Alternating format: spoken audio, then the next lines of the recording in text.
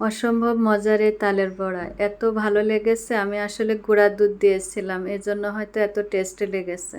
প্রথমে আমি তাল নিয়েছি, এখন আমি চালের গুঁড়া দিয়ে দিব।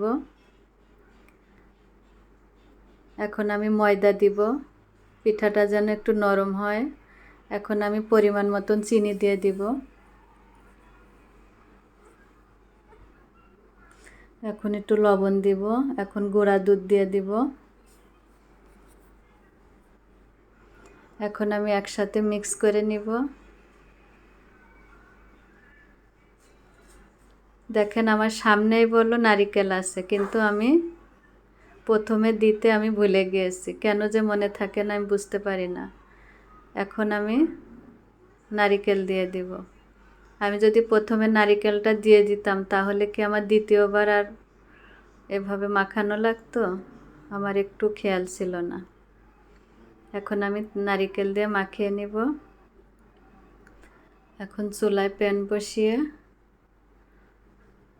এভাবে ছোট ছোট করে তালের বড়া দিয়ে দিব। আমরা যশোরে বলে তালের বড়া বা তালের পিঠা, একটা বললেই হয়।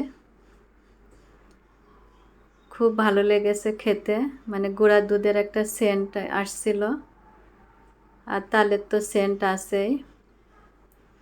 এখন আমি উল্টাই দিব।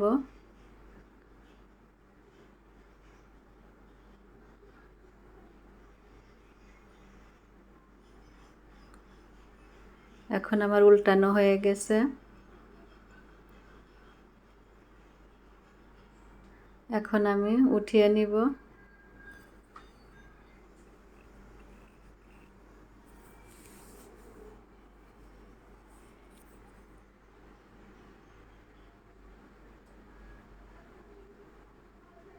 এই যে তালের বড়া আমার হয়ে গেছে। সবাই ভালো থাকবেন, সুস্থ থাকবেন। আল্লাহ হাফেজ।